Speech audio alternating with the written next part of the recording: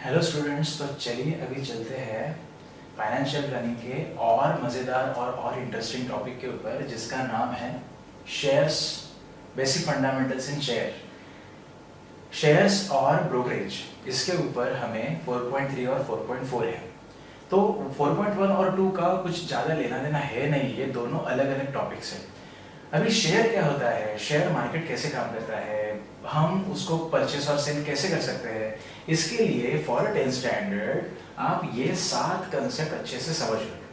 ये 7 कंसेप्ट अगर आपके दिमाग में बैठ जाते हैं तो आपको जो क्वेश्चन पूछा जाएगा, जो क्वेश्चन में रहेगा, वो आप एनालिसिस कर सकते हो कि एक्चुअल में क्या दिया है और मुझे क्या निकालना है। और अगर आपको क्यूरियोसिटी आ जाती है, इंटरेस्ट आ जाता है कि ये शेयर मार्केट तो अच्छा लग रहा है, इसके ऊपर और कुछ जानकारी हासिल करते हैं, तो YouTube और Google के ऊपर शेयर मार्केट और शेयर्स के बारे में इतनी ज़्यादा इंफॉर्मेशन है that you will be amazed looking at this information. तो अगर आपको इंटरेस्ट है तो ये पढ़ाई संभाल के you can check with those. अगर नॉलेज कुछ हमें अच्छा मिल जाए तो इट्स गुड थिंग। चलो, तो what do you mean by share? Share मतलब क्या होता है? A smallest unit of any companies capital. अगर मेरी कंपनी है ABC, उस कंपनी को चालू करने के लिए मैं कुछ तो कैपिटल लगाऊंगा। There should be money I will invest to start a company. तो वो जो कैपिटल होता है, वो कैपिटल में से कुछ हिस्सा मैं पब्लिक को या किसी ऑर्गेनाइजेशन को सेल करने के लिए ऑन कर देता हूँ। तो अकॉर्डिंग टू माई क्या बोलते हैं, reputation, my goodwill in the market, वो शेयर की प्राइस डिसाइड हो जाती है कि कितने प्राइस में वो शेयर सेल होगा या परचेस होगा। तो शेयर क्या है आप समझ गए? एक स्मॉलेस्ट यूनिट होता है जो डिसाइड करता है मेरे कैपिटल की वैल्यू, कि कंपनी का एक गुडविल होता है, उस हिसाब से वो जो वैल्यू डिसाइड हो जाती है। शेयर होल्डर, अगर मेरी कंपनी है और मैंने कुछ परसेंटेज शेयर्स मेरे पास रख के बाकी परसेंटेज शेयर्स अगर मैंने सेलिंग के लिए ऑन कर दिए, तो जो उस शेयर को खरीदेगा वो बोला जाएगा share holder. The person who is holding a share is called as share holder. Okay, अभी मुझे अगर शेयर खरीदना है, चलो मान लेते हैं कोई माइक्रोसॉफ्ट कंपनी या फिर डेल कंपनी है, HP कंपनी है, इन कंपनीज के शेयर मुझे पता चल गया कि ओपन हो गए सेल के लिए, तो मुझे उसे खरीदना है। तो कोई भी चीज अगर मुझे खरीदनी होती है तो उसके प्रॉपर मार्केट में जाना पड़ता है ना। तो सब्जी मंडी लेनी है तो हमें सब्जी के मार्केट में जाना पड़ता है। Same way we have a share market. Share का मार्केट जहां पे ऑन होता है उसको बोलते हैं शेयर मार्केट। अलग शब्द में, प्रोफेशनल वर्ड्स में उसे बोलते हैं stock exchange. We are exchanging the stock. Exchange मतलब क्या? कोई सेल कर रहा है, कोई परचेस कर रहा है, उस हिसाब से वो होता है एक्सचेंज। स्टॉक मतलब एक शेयर लेता है, ऐसी केस नहीं चलती है, तो लोग बल्क में उठाते हैं शेयर्स को, तभी लोग प्रॉफिट में रहते हैं। इसके ऊपर बोलने जैसा बहुत कुछ है, अभी सिर्फ काम की बात है तो एग्जाम पॉइंट ऑफ व्यू से सुन लो थोड़ा। तो स्टॉक एक्सचेंज मतलब मुझे अगर शेयर खरीदने हैं, शेयर बेचने हैं, तो जिस जगह पे ये काम होता है उसे बोलते हैं स्टॉक एक्सचेंज। अगर आप मुंबई जाओगे CST, तो वहाँ पे BSE की एक बड़ी बिल्डिंग दिखेगी आपको, बॉम्बे स्टॉक एक्सचेंज। दिल्ली में नेशनल स्टॉक एक्सचेंज NSE है। तो दीज बिल्डिंग्स, ये बिल्डिंग्स में जो ऑफिसेस ऑपरेट होते हैं, those are focusing only on the shares happening inside the country and globally also. Face value, अभी ये जो कंसेप्ट है ये हमें एग्जाम्पल में लगने वाले हैं। फेस वैल्यू मतलब क्या? देखो, कोई भी शेयर के दो वैल्यू होते हैं, एक होती है फेस वैल्यू और एक होती है मार्केट वैल्यू। उसमें से face value is the value जो मुझे सर्टिफिकेट के ऊपर प्रिंट होके आती है। तो जो वैल्यू मुझे सर्टिफिकेट के ऊपर प्रिंट होके मिल जाता है कि भाई आप लोगों ने सर्टिफिकेट मतलब क्या, एक लेटर आता है ईमेल के थ्रू या फिर कुरियर के थ्रू, जिसके ऊपर फेस वैल्यू लिखी होती है कि आपने इतने इतने शेयर खरीदे जिसकी फेस वैल्यू थी ये। बट वो सिर्फ नेम से कि वो नाम के लिए होती है। हम खरीदना या बेचना शेयर का जो करते हैं वो कभी भी फेस वैल्यू के ऊपर नहीं करते, वो हमेशा होता है मार्केट वैल्यू के ऊपर। इसका मतलब है शेयर हमेशा ऊपर जाते रहते हैं, गिरते रहते हैं, तो मार्केट में फिलहाल उसकी क्या कंडीशन है उसको बोलते हैं मार्केट वैल्यू। फेस वैल्यू मतलब जब वो पहली एंट्री मारता है कि ये डिसाइड हो गया, this is the face value of the share, 50 रुपया, 50 रुपीज, अभी शेयर मार्केट में उसको इन करो। तो जैसे वो शेयर मार्केट में जंप करेगा, अगर उसकी डिमांड बढ़ जाती है तो ऑब्वियसली जिसकी डिमांड ज्यादा है उसकी प्राइस बढ़ती है ना, तो उसकी मार्केट वैल्यू बढ़ जाती है। मान लो 50 रुपया रख के भी कोई देख ही नहीं रहा है वो शेयर की तरफ, तो उसकी मार्केट वैल्यू ड्रॉप डाउन हो जाएगी। तो फेस वैल्यू एक ऐसे बेंचमार्क होता है, उस फेस वैल्यू के ऊपर वैल्यू जाती है तो मार्केट वैल्यू ऊपर गई, उस फेस वैल्यू के नीचे अगर वैल्यू जाती है तो हम बोलते हैं मार्केट वैल्यू ड्रॉप हो गई है। तो face value is just to as an बोलते हैं ना कि ये एंट्री के हिसाब से। और हाँ, फेस वैल्यू काम आती है डिविडेंड देने में, आते हैं हम वहां पे, सब एकदम से नहीं। सो फेस वैल्यू समझ में आ गया, just a value printed on your share certificate. But market value is the most important because selling और परचेसिंग चलता है तो सिर्फ मार्केट वैल्यू के ऊपर चलता है, फेस वैल्यू के ऊपर नहीं।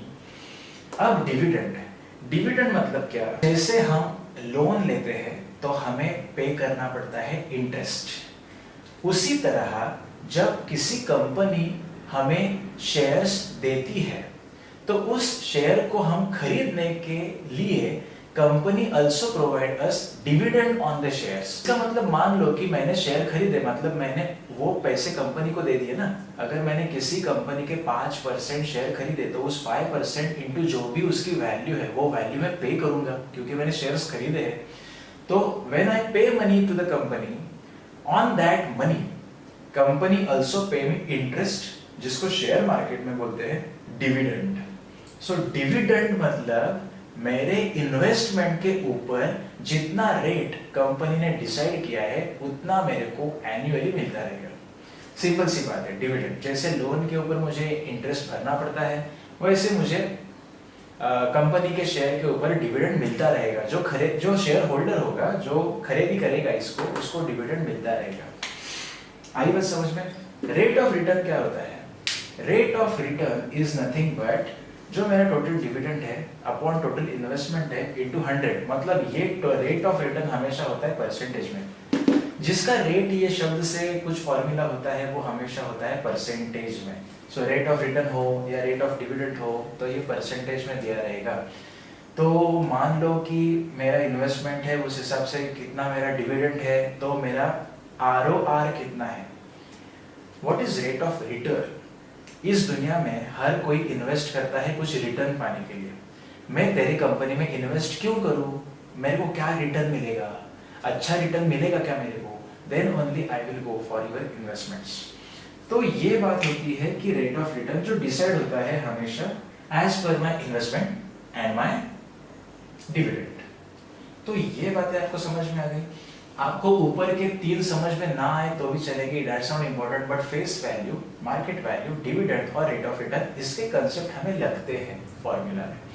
अब मैंने फेस वैल्यू और मार्केट वैल्यू के बारे में बोलते समय एक बात बोली थी, फेस वैल्यू के ऊपर मार्केट वैल्यू जाती है या फेस वैल्यू के नीचे मार्केट वैल्यू जाती है।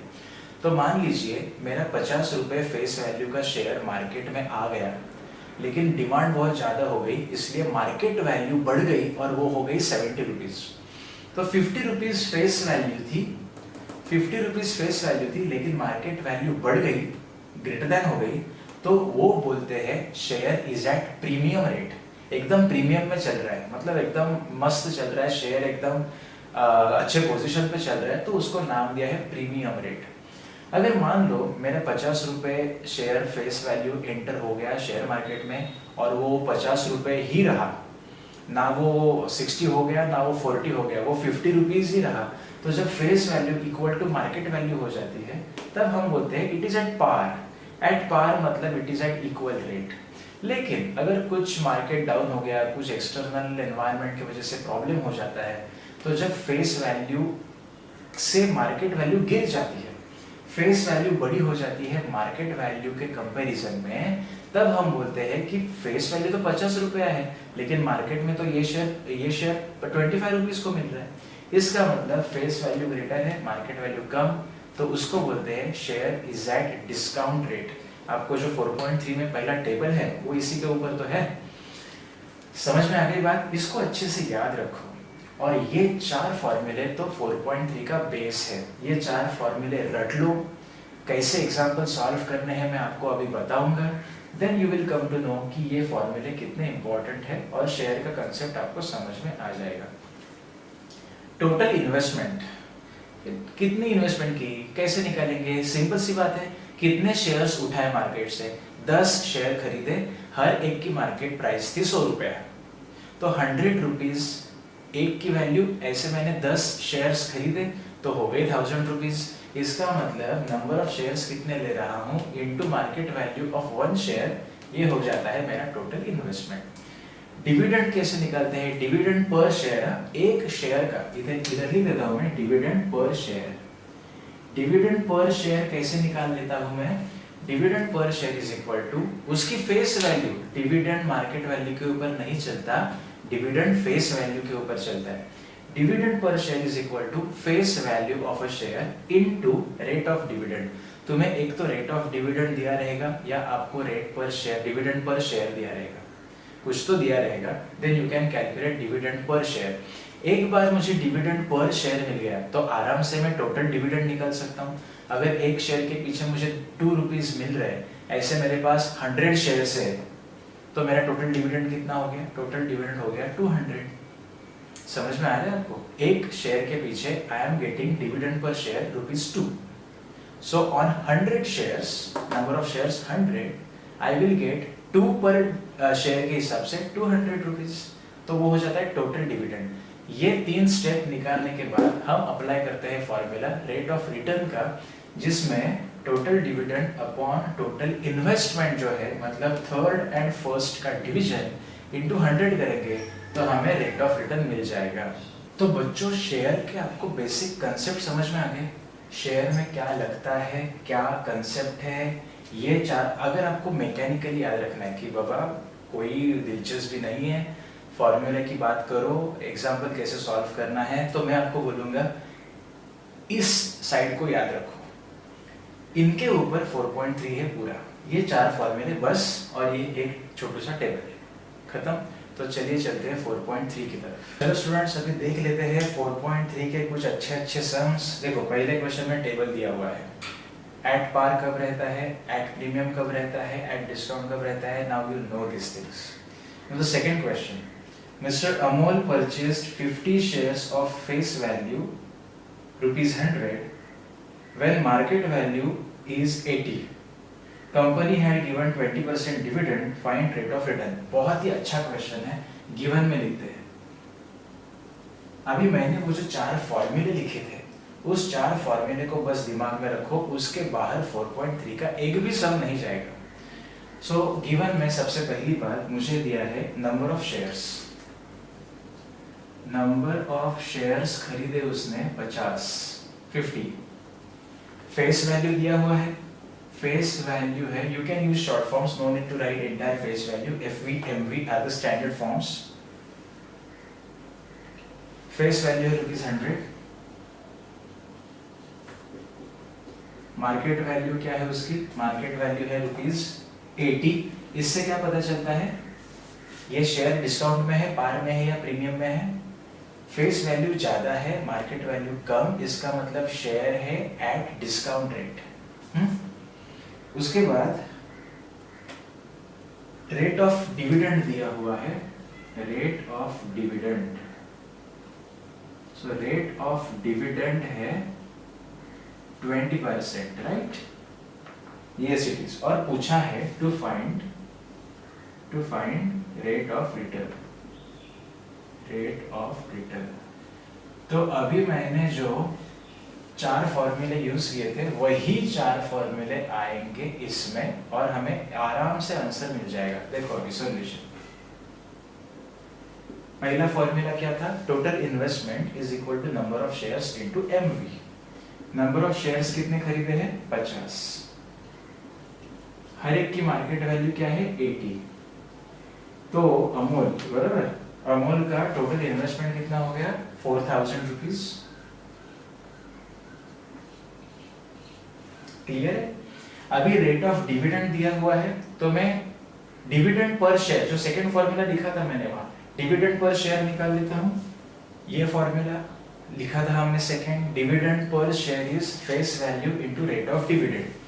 फेस वैल्यू कितनी है 100 रुपीज, उसके ऊपर डिविडेंड का रेट कितना है 20%। What is 20%? 20/100। सो इसका मतलब हर शेयर के पीछे, हर शेयर के परचेस के पीछे डिविडेंड कितना मिलेगा 20 रुपीज, ये मिलेगा डिविडेंड। तो अगर एक शेयर पे 20 रुपीज तो 50 शेयर पे कितना 50 into 20। So total dividend, you can say total dividend जो मिल जाएगा दैट इज नंबर ऑफ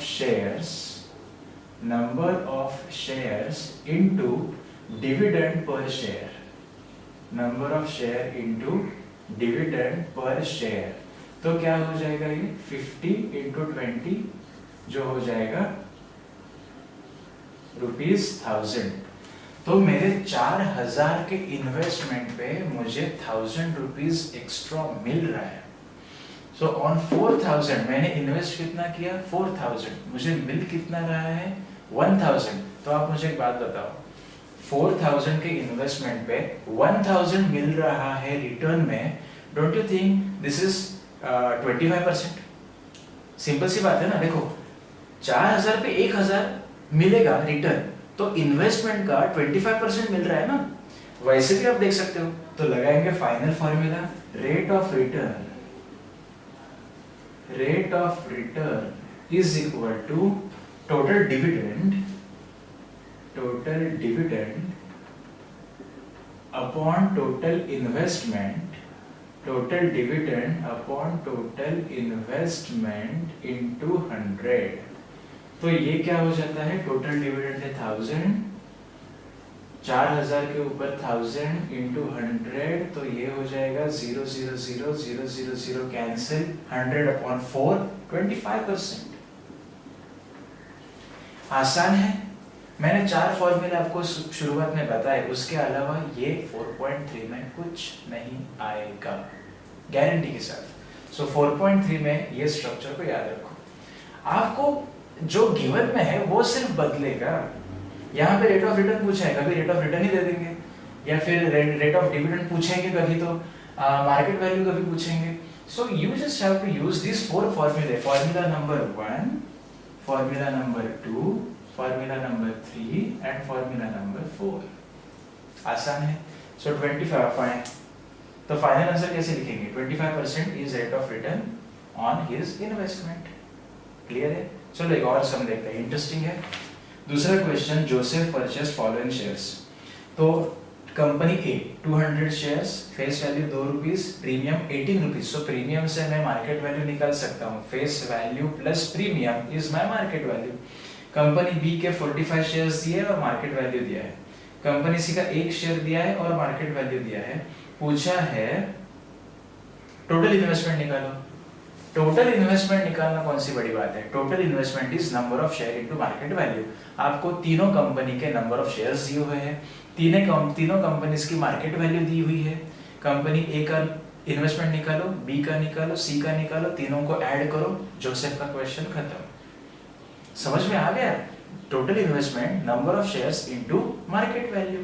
तुम्हें नंबर ऑफ शेयर्स दिए हुए हैं, मार्केट वैल्यू दी हुई है, मल्टीप्लिकेशन करके आंसर निकालो, टोटल करो तीनों का, that's it, simple. Question number 4 देखो।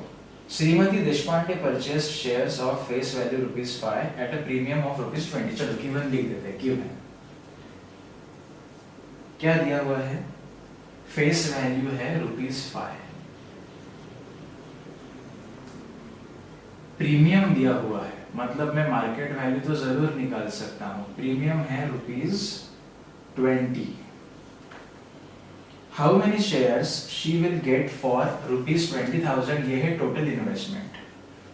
Total investment ₹20,000। 20,000 में कितने शेयर खरीद सकते हैं, इसका मतलब टोटल उनके पास 20,000 रुपए इन्वेस्ट करने के लिए है। तो टोटल इन्वेस्टमेंट ये आ गई। तो मुझे फाइंड करना है number of shares. To find number of shares बहुत आसान है। मुझे फेस वैल्यू से कुछ लेना देना नहीं है इस सब में, सिर्फ मार्केट वैल्यू निकालने के लिए फेस वैल्यू लगेगा। Solution, market value is equal to face value plus premium. अगर डिस्काउंट होता तो माइनस कर देता, प्रीमियम है इसलिए प्लस हो रहा है। 5 + 20 ये हो जाएगा मार्केट वैल्यू ₹25। मार्केट वैल्यू मिल गया। अभी टोटल इन्वेस्टमेंट का फॉर्मूला क्या है, वो 4 फॉर्मूले लिखे हैं, उसके बाहर नहीं जाएंगे। 4.3 में फॉर्मूला क्या है, total investment is equal to number of shares into market value. तो टोटल इन्वेस्टमेंट दिया हुआ है 20,000, नंबर ऑफ शेयर्स मुझे मालूम नहीं, नंबर ऑफ शेयर्स, और मार्केट वैल्यू है 25 रुपीज। तो बच्चों नंबर ऑफ शेयर्स नहीं निकाल सकते हम, जरूर निकाल सकते हैं। 20,000 अपॉन 25 ये आ जाएंगे नंबर ऑफ शेयर्स, कितने आ जाएंगे 800। तो देशपांडे मैडम ने कितने शेयर्स खरीद लिए, 800 शेयर्स खरीद लिए। इसके आगे तो आपको मालूम है 25 को डिवीजन में लेके जाओ, तो नंबर ऑफ शेयर्स मिल गए। तो सिंपल, मैंने आपको बताया मैकेनिकली 4 फार्मूले याद रखो 4.3, और उसके ऊपर शेयर के ऊपर कोई भी आने वाला सम आप कर सकते हो। 5th question same like Amol. अभी हमने जो 2nd क्वेश्चन अमोल का किया, same to same 5th question है शांतिलाल का, तो वो आप करो। 6th क्वेश्चन आपको दिखा देता हूँ, 4.3 खत्म हो जाएगा। If face value of both shares is same, then which investment out of the following is more profitable? चलो स्टूडेंट्स, लास्ट क्वेश्चन में उन्होंने कंपैरिजन पूछा है कि कंपनी ए के ये 2 टर्म से कंपनी बी के ये 2 टर्म से कौन से कंपनी में पैसा लगाना चाहिए, कौन ज्यादा प्रॉफिटेबल रहेगा। ऐसे क्वेश्चन शायद से आपको एग्जाम में ज्यादा दिखेंगे। कंपैरिजन होती है क्योंकि बाकी 4 फॉर्मूले के अलावा अगर ये बाहर नहीं जाता तो इसका स्ट्रक्चर सिंपल हो जाता है। तो कुछ कंपैरिजन पूछेंगे ताकि उसमें कुछ ज्यादा कॉम्प्लिकेशंस आ जाए। कॉम्प्लिकेशंस नहीं आते, लेंथी हो जाते हैं। तो बच्चों जब ऐसे कंपैरिजन के केस आएंगे तब हम अज्यूम करेंगे जो हमें सिंपल लगे। अभी देखो डिविडेंड दिया है तो डिविडेंड पर शेयर के लिए फेस वैल्यू लगेगी, और टोटल इन्वेस्टमेंट अगर चाहिए मतलब ROR रेट ऑफ रिटर्न निकालना है। In short rate of return के लिए मुझे नंबर ऑफ शेयर्स चाहिए, ना ही तो मुझे नंबर ऑफ शेयर्स दिए हैं, ना ही मुझे फेस वैल्यू दी है। ऐसे केस में दोनों के लिए हम अजम्पशंस करेंगे। अजम्पशंस क्या करेंगे, let one share of face value ₹100, 100 आसान जाता है हमेशा। One share of face value ₹100 be purchased, face value of ₹100 be purchased. So एक शेयर है 100 रुपीज फेस वैल्यू से खरीदा गया है, मार्केट वैल्यू से खरीदा जाता है, फेस वैल्यू ये है। तो अभी मुझे एक बात बता रहा हूं, for company a rate of return का फॉर्मूला है dividend per share into total investment. So यहाँ पे टोटल इन्वेस्टमेंट कितना हो जाता है, टोटल इन्वेस्टमेंट हो जाता है नंबर ऑफ शेयर है 1 इनटू मार्केट वैल्यू है ₹80। सो टोटल इन्वेस्टमेंट हो जाता है ₹80, और एक ही तो शेयर खरीदा है। सो डिविडेंड पर शेयर कितना मिलेगा, डिविडेंड पर शेयर का फॉर्मूला है, क्या फॉर्मूला है, face value into rate of dividend. So face value है ₹100 इनटू उसका जो रेट ऑफ डिविडेंड है वो है 16%। 16% मतलब कुछ इस तरह आएगा, जो आएगा ₹16। यहाँ तक समझा। मैंने यहाँ पे फॉर्मूला इसलिए नहीं लिखा है क्योंकि फॉर्मूला क्या है ये आप जानते हो। मुझे ये सब का अभी आपको लॉजिक समझाना है। मैं वही 4 फॉर्मूले ही दोहराऊंगा। 4 फॉर्मूले के बाहर शेयर्स का सेलिंग परचेसिंग का कुछ नहीं जाता। ब्रोकरेज आएगा तब अलग होगा, तब 4.4 में देख लेंगे। अभी rate of return, you can also use short form if you want. Rate of return formula क्या है, total dividend upon total investment into 100। तो क्या लगता है आपको कितना परसेंट एक शेयर के पीछे, अगर 100 रुपीज फेस वैल्यू है तो कितना परसेंट उसको रिटर्न मिलेगा? 0 0 कैंसिल, 8 2 दैट इज 20 रुपीज। सो उसको 20%, रुपीज नहीं 20% से रिटर्न्स मिलेंगे। अभी सेकंड को देखते हैं। आप ऐसे सोचोगे कि ऐसे कैसे फेस वैल्यू अज्यूम करें। फेस वैल्यू अजम्पशन किए बिना हम ये सब कर ही नहीं सकते। So it is necessary to make assumptions on the face value. अगर उन्होंने दिया होता तो कुछ बात अलग थी, बट उन्होंने ये चीज बोली है कि दोनों की फेस वैल्यू सेम है, दोनों की फेस वैल्यू सेम है, तो क्यों ना अज्यूम करें 100 रुपीज दोनों की फेस वैल्यू है। तो ये डिस्काउंट पे चल रहा है ऐसे बोल सकते हैं, और ये प्रीमियम में चल रहा है। Second case, for company B, for company B यही चीज दोहराऊंगा। टोटल इन्वेस्टमेंट, टोटल इन्वेस्टमेंट, मुझे एक बात बताओ फॉर्मूला क्या था? Number of shares into market value, number of share into market value, rupees 120, 1 into 120 that is rupees 120। फिर डिविडेंड पर शेयर का फॉर्मूला क्या था? डिविडेंड पर शेयर, इसका फॉर्मूला क्या था? इसका फॉर्मूला था face value into rate of dividend, face value into rate of dividend, 100 into 20/100, तो ये हो जाएगा rupees 20। Therefore, rate of return का फॉर्मूला क्या है? टोटल डिविडेंड, यहाँ पे डिविडेंड पर शेयर एक ही शेयर हमने सिलेक्ट किया है, अपॉन टोटल इन्वेस्टमेंट इनटू 100, 0 हो जाएंगे कैंसिल। हम डिवाइड करेंगे तो हमें आंसर आएगा 16.6% समवेयर। तो अगर मैं आपके सामने दो प्रोस्पेक्टस रख दूं तो आप बोलोगे रिटर्न किधर जाता है? रिटर्न जाता है कंपनी ए में। बिजनेस माइंड है, मैं पैसा वहां पे लगाऊंगा जहां से मुझे ज्यादा रिटर्न मिले, तो कंपनी बी को मैं नहीं जाऊंगा। आई will go with company A because company A is more profitable. So result कैसे लिखेंगे? ROR ऑफ कंपनी ए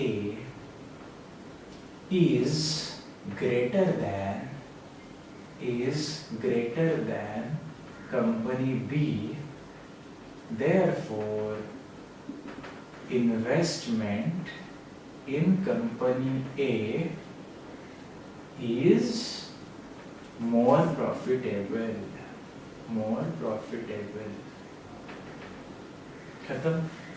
4.3 सीधा चल रहा है 4 फॉर्मूला के ऊपर, उसके बाहर कुछ नहीं।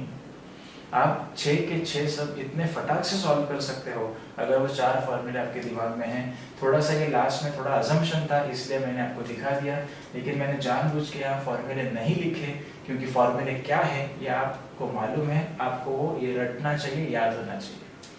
समझ गया 4.3? अभी फाइनल कंसेप्ट देखते हैं फाइनेंशियल प्लानिंग का, वो भी बहुत अच्छा कंसेप्ट है ब्रोकरेज के ऊपर।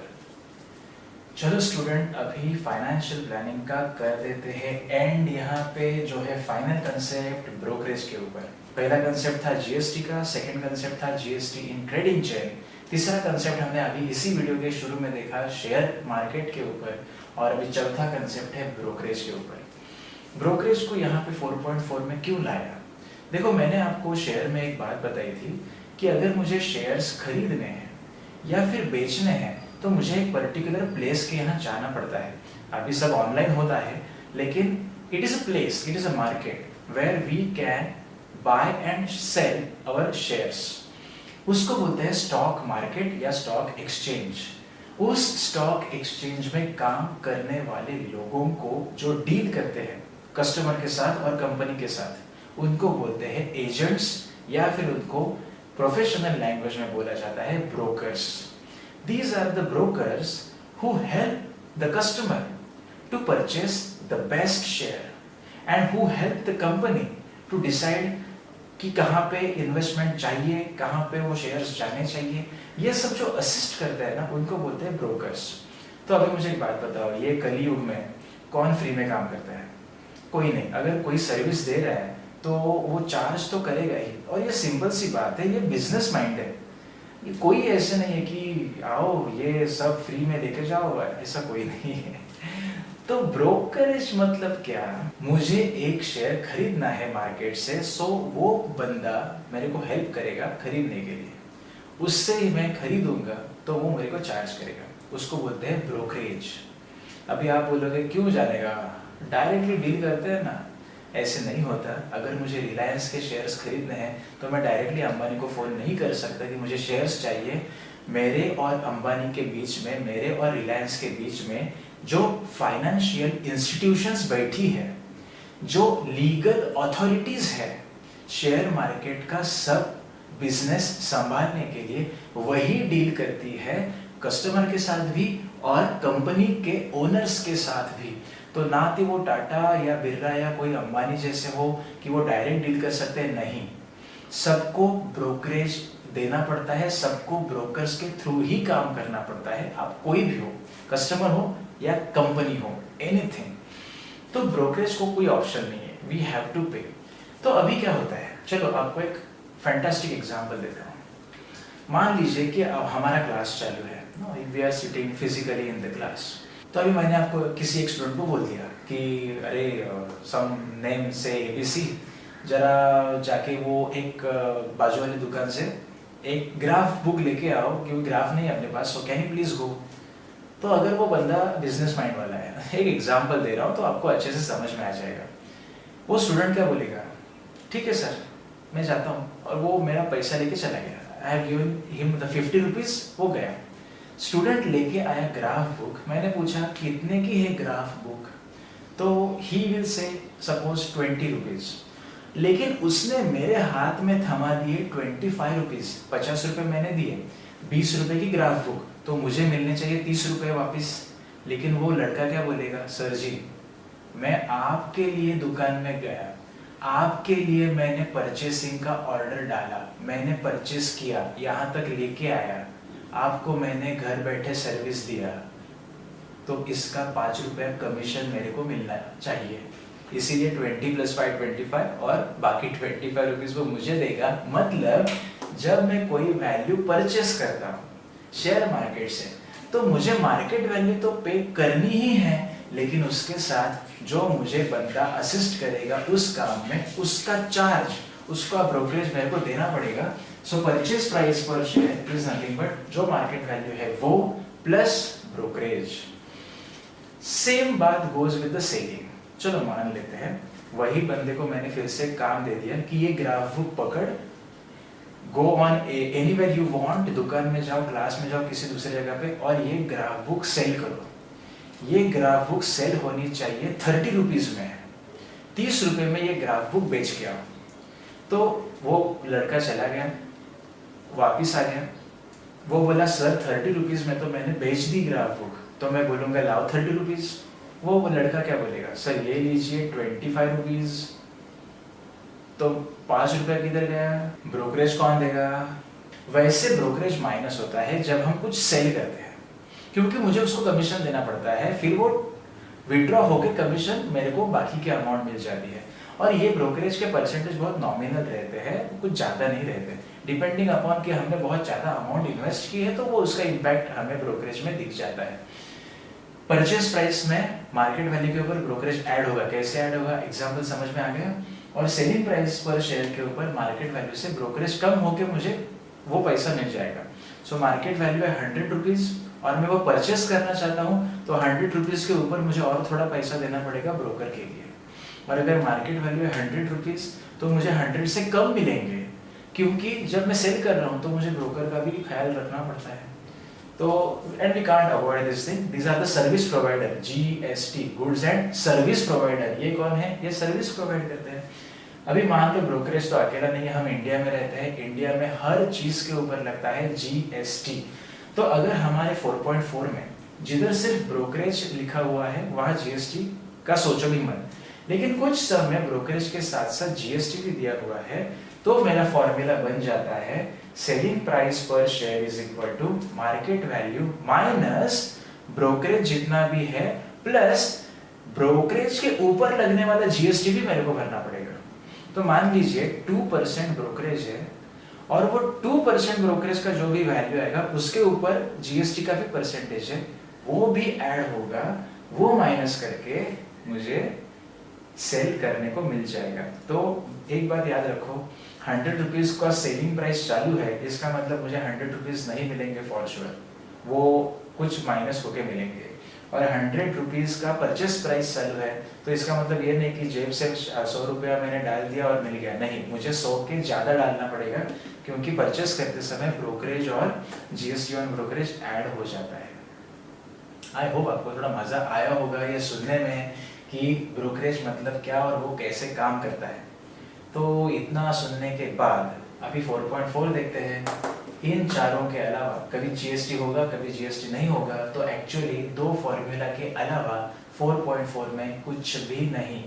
सिंपल है, दो फॉर्मूला है, समझ में आ गया कैसे लगाने का, तो 4.4 आपका। चलो अभी पहला क्वेश्चन देखो 4.4 का। Market value of share is ₹200 given. Given में मुझे दिया हुआ है मार्केट वैल्यू है ₹200। Then brokerage rate 0.3%, rate of brokerage that is 0.3%.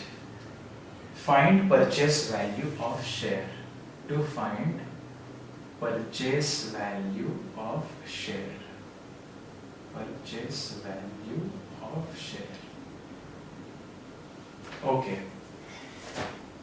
Solution.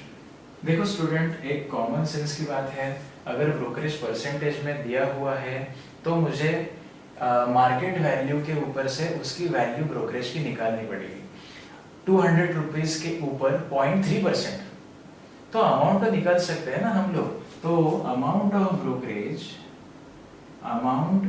Brokerage of course ये पर शेयर होता है, दिस इज ऑलवेज पर शेयर।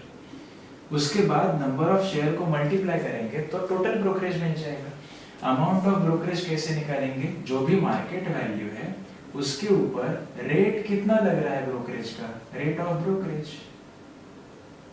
तो ये फॉर्मूला ऐसे भी आप बना सकते हो, नहीं है तो याद रखो amount of brokerage is MV into rate of brokerage. MV है 200, उसके ऊपर 0.3, ब्रोकरेज ऐसे ही होता है 0.3 0.7 ऐसे ही ब्रोकरेज होता है, अपॉन 100 तो कितना हो जाएगा, 3 2 6 और ये 0 0 कैंसिल तो डेसिमल रहेगा 0.6 रुपीज।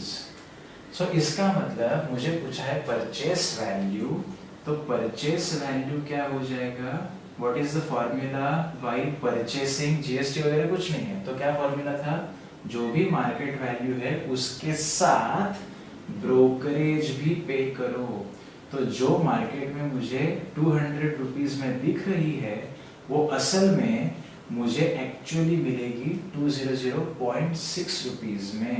समझ में आ गया आपको परचेस वैल्यू कैसे निकाली जब ब्रोकरेज दिया था। तो purchase value of share is ₹200.6। अगर सेलिंग होता तो यही 0.6 को मैं माइनस करता, परचेस है इसलिए ऐड किया। तो ये सम है परचेस के ऊपर, दूसरा सम है सेलिंग के ऊपर। तो बच्चों यही प्रोसीजर करो और सिर्फ ब्रोकरेज को माइनस करो, सेम टू सेम, फर्स्ट और सेकंड कोई डिफरेंस नहीं, थर्ड भी वैसे ही है कोई। चलो अभी दिखाता हूँ फोर्थ क्वेश्चन। तो फोर्थ क्वेश्चन एक बार आपको समझ में आ गया तो आपको थर्ड क्वेश्चन भी समझ में आ जाएगा, it's nothing hard. Fourth question एक बार आके भी गया है, वो इसे टाइप का in the exam, so you can expect the question more on brokerage in the exam. Shrimati Desai sold shares of face value ₹100 given, जो फेस वैल्यू है वो है 100 रुपीज। सेकेंड, मार्केट वैल्यू ₹50, इसका मतलब शेयर कैसे चल रहे हैं, शेयर डिस्काउंट में चल रहे हैं। रिसीव्ड ₹4988.2, तो ये अमाउंट उन्हें मिल गई जब उन्होंने ये सब कुछ सेल कर दिया, तो उन्हें मिल गई सेलिंग प्राइस। सेलिंग प्राइस मिल गई उन्हें ₹4988.20। उसके बाद दिया है she paid brokerage 0.2%, rate of brokerage 0.2%, और GST on brokerage 18%। GST on brokerage है, सेलिंग प्राइस वगैरह नहीं, ये जो 0.2% है इसके ऊपर 18%। GST on brokerage is 18%। तो उन्होंने पूछा है how many shares did she sell to find. बच्चों एक बात हमेशा याद रखो, जब नंबर ऑफ शेयर्स मुझे नहीं दिए हैं तब हमेशा एक शेयर के ऊपर काम करो। ये सम हो या अगला वाला सम हो डिसूजा का, हमेशा एक शेयर के ऊपर काम करो। अभी जो डिसूजा का सम है वो थोड़ा ट्रिकी है, वो थोड़ा चैलेंजिंग है, लेकिन आपने फाइनेंशियल प्लानिंग इतना पढ़ने के बाद मैं वो सम को थोड़ा साइड में रख दूंगा, क्योंकि मैं चाहता हूं कि आपको सब स्पून फीडिंग ना मिले। आप थोड़ी कोशिश करो कि आपको भी सम अगर आता है, क्लिक होता है, तो वो मजा एक अलग होता है कि मुझे मैथ्स का सम क्रैक करना आया। प्रॉब्लम सेट से आप क्वेश्चन ट्राई करो, या फिर आप कोई और मिलते हैं क्वेश्चन उसे ट्राई करो। जब आपको ये पता चलेगा कि ये पर्टिकुलर सिस्टमेटिकली फॉलो करने के बाद हम आंसर तक पहुंच सकते हैं, तब उसका जो एक चैलेंज पूरा करने का जो एक आनंद मिलता है, that is a very different. तो आप वो एक्सपीरियंस करो, ऐसा मैं चाहता हूँ। तो I am just keeping the last question for you guys. In between अगर कुछ आ जाता है आपको डाउट्स और समथिंग, विल चेक, देख लेते हैं, जैसे हो सके मैं हेल्प कर दूंगा। लेकिन मेरा पर्पस सॉल्व होता है कि this videos are helping you a lot for making your maths perfect. आते हैं अपने टॉपिक पे, solution.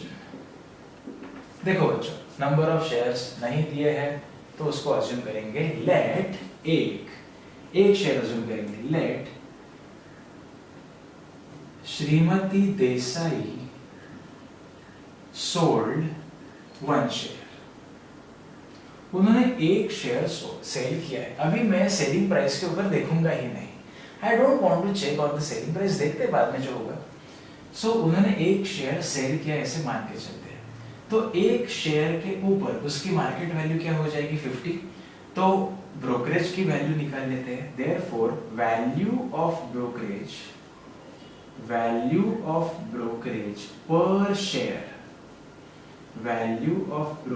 per share is equal to market value into rate of brokerage. Market value into rate of brokerage. Market value क्या है 50, एक share की 50 rupees, into rate of brokerage कितना है 0.2%, मतलब 0.2/100। तो ब्रोकरेज कितना लगेगा एक शेयर के ऊपर 0.1, मतलब ₹0.1, बहुत कम है एक शेयर में 0.1। हाँ, शेयर की वैल्यू ज्यादा रहेगी, अगर आप 10,000 20,000 शेयर उठाते हो तो ये बहुत बड़ा इम्पैक्ट तब डाल सकता है। चलो, अभी ब्रोकरेज तो मिल गया, लेकिन उसके ऊपर जीएसटी भी है बच्चों 18%। So GST on brokerage is equal to value of brokerage और amount of brokerage per share, amount of brokerage into rate of GST. हमेशा हम सारे वैल्यूज पर शेयर निकालेंगे, और फिर अगर नंबर ऑफ शेयर्स दिए हुए हैं तो टोटल निकालना आसान हो जाता है। लेकिन शुरुआत के जो फॉर्मूला होता है वो पर शेयर पे होता है। वैल्यू ऑफ ब्रोकरेज 0.1 इंटू 18% उसके ऊपर, सो 0.1 रुपीज के ऊपर 18%, 18/100। तो इसका आंसर क्या आ जाएगा ₹0.018। मतलब अगर श्रीमती देसाई को एक शेयर सेल करना है तो मार्केट वैल्यू में से ये ब्रोकरेज और ये जीएसटी माइनस हो जाएंगे। तो selling price for 1 share, selling price for 1 share is equal to market value minus जो भी ब्रोकरेज आया हुआ है along with GST on brokerage. तो मुझे एक बात बताओ बच्चों, मार्केट वैल्यू कितना है 50 रुपीज माइनस ब्रोकरेज कितना है 0.1 प्लस उसके ऊपर जीएसटी कितना लगा 0.018। अगर हम 50 में से वो दोनों को माइनस कर देते हैं तो मुझे आंसर आता है 49.88। दो डेसिमल तक जाओ या फिर if you want to go to third decimal it will become 49.882 क्योंकि ये 0.018 तक है तो इट इज 49.882। अभी एक शेयर सेल करने के बाद 50 रुपए के ऊपर देसाई को मिल रहे हैं 49.8। So you can have an impact of brokerage and GST. तो उनको टोटल अमाउंट मिली 4988.2। सो सिंपल सी बात है, एक शेयर बेचने के बाद 49.882 तो कितने शेयर बेचे होंगे तब उनको 4988.2 रुपीज मिल गए। So number of shares is equal to total selling price और total amount upon selling price of one share. ये तो कॉमन सेंस वाला फॉर्मूला है। कितने शेयर्स उन्होंने बेचे होंगे, टोटल अमाउंट कितनी मिली है अपॉन एक शेयर की सेलिंग प्राइस कितनी है वो कर दो तो मिल जाएगा 4988.2 अपॉन 49.882। सारे नंबर सेम है, सिर्फ डेसिमल इधर उधर है।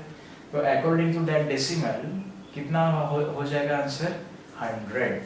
So it means Shrimati Desai ने कितने शेयर्स सेल किए 100 शेयर्स सेल किए। अगर आपको थोड़ा हेवी लगा होगा तो फिर से रिवाइंड करो, कुछ देर बाद आराम से देखो, ये आप ही के पास रहने वाला है। तो जस्ट एंजॉय द मैथमेटिक्स। तो मैं ये नहीं कहना चाहता कि ये चैप्टर आपको नया है क्यों दिया, ये अच्छी बात है कि आपको इनकी जानकारी होनी चाहिए सो दैट व्हाइल टेकिंग और सिलेक्टिंग अ करियर तब आपको शायद कुछ लोगों को इसमें दिलचस्पी आ जाती है।